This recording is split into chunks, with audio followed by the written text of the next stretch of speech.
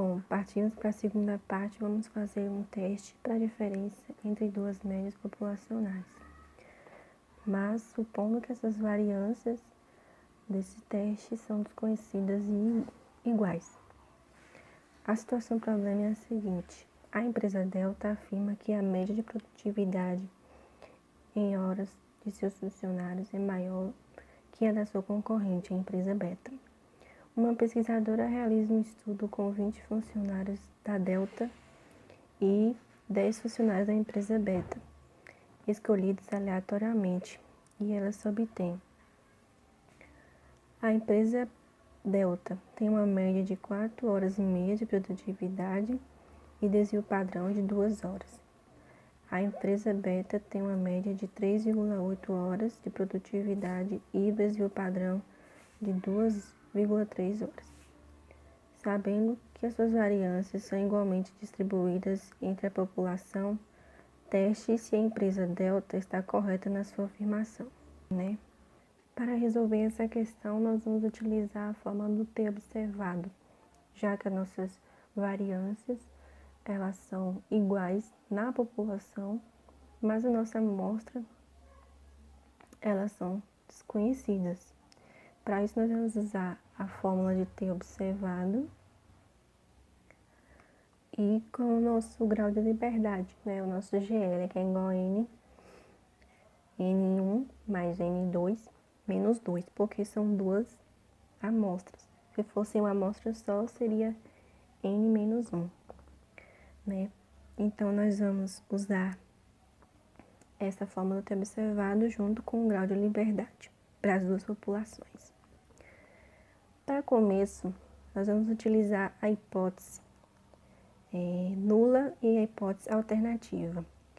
O que a empresa Delta está afirmando é que a sua produtividade em horas, né, dos seus funcionários, ela é maior que a empresa Beta. A nossa hipótese alternativa é a hipótese que contém o sinal de maior, porque na hipótese inicial, a hipótese nula, é as que contém os sinais de igual, né? E a hipótese alternativa é a que contém o sinal de diferente. Então, a nossa hipótese alternativa, né, é a que dispõe a afirmação da empresa Delta, que a média de produtividade de seus funcionários é maior que a da empresa Beta. E a afirmação, ou hipótese inicial, é de que a média de produtividade da empresa Delta seja menor ou igual que a média de produtividade da empresa Beta. E aqui nós temos as descrições dos valores. A população da empresa Delta e da empresa Beta, a média de horas da empresa Delta e da empresa Beta, o desvio padrão, né, para as duas amostras. A primeira da Delta é 2 e o desvio padrão da empresa Beta 2,3. Pronto, pessoal, aqui está a equação do T observado já resolvida. Aqui é fácil, é só você substituir os valores e resolver a equação de acordo às especificações, né? E depois você vai ter o resultado. Aqui no caso, nosso T observado deu 0,862. Nós temos aqui são os graus de liberdade. A gente precisa saber para encontrar o nosso T crítico, né? Como são duas populações, duas amostras, nós vamos usar N1 mais N2 menos 2. Então, nossa primeira amostra foi 20, mais a segunda amostra 10 menos 2, vão dar 28 graus de liberdade. Nós temos nas hipóteses, a primeira hipótese, a hipótese inicial, a hipótese nula, que a média de delta é menor ou igual que a média de beta.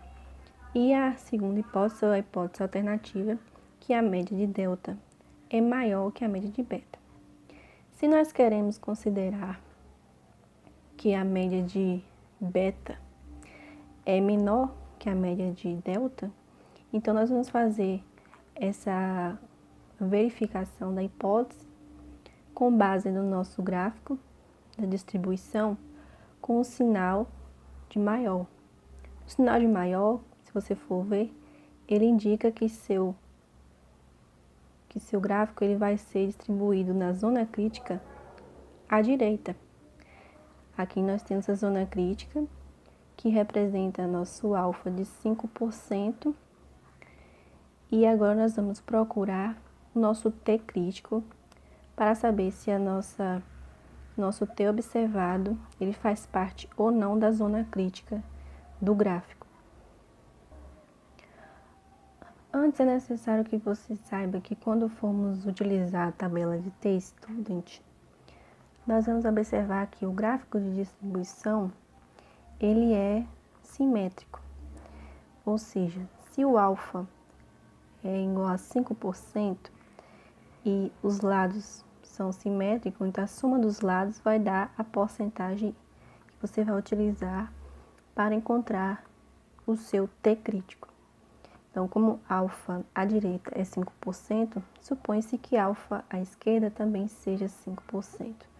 Então, nós vamos ter 10% e 28 graus de liberdade.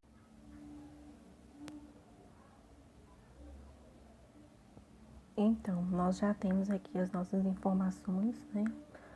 O nosso grau de liberdade, a porcentagem relativa à simetria da distribuição no gráfico da distribuição. Então, vamos agora à tabela para vermos onde fica, né, o nosso T crítico. Então, aqui na nossa tabela da distribuição de T-Student, né, nós temos a primeira seção aqui com a porcentagem, né, da sua amostra.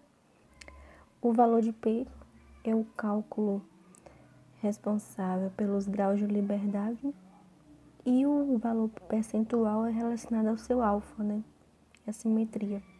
Nós observamos que o nosso alfa simétrico seja 10% e nós vamos procurar agora no valor do nosso grau de liberdade. Aqui nessa coluna nós temos o valor do nosso grau de liberdade, que foi 28. Então, nós cruzamos esse dado dos nossos graus de liberdade com essa coluna da porcentagem do nosso alfa, né?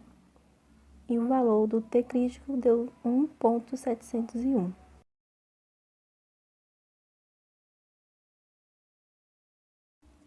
Concluída essa parte, nós vamos situar agora onde é que está o nosso T observado.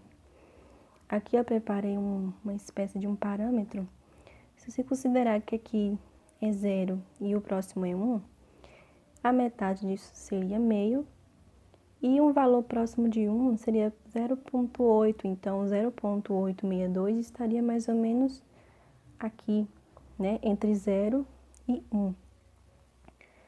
Não milimetricamente, né, verossímil, mas dizendo que o nosso T observado, ele está fora da nossa região crítica, se a gente observar aqui. Então, agora nós vamos formular a nossa hipótese, sabendo que ele não pertence à região crítica. Sabendo que o nosso T observado está fora da região crítica, então nós temos a seguinte avaliação. Se ele não pertence à região crítica, então nós vamos aceitar a hipótese inicial e rejeitar a hipótese alternativa. Quer dizer que nós vamos aceitar que a média da proporção de horas trabalhadas, né, a produtividade da empresa delta é menor ou igual que a empresa beta, né? Ela não é maior, é menor ou igual. Então, a nível de 5%, a empresa delta tem maior produtividade por hora que a empresa beta? Nós podemos responder que não.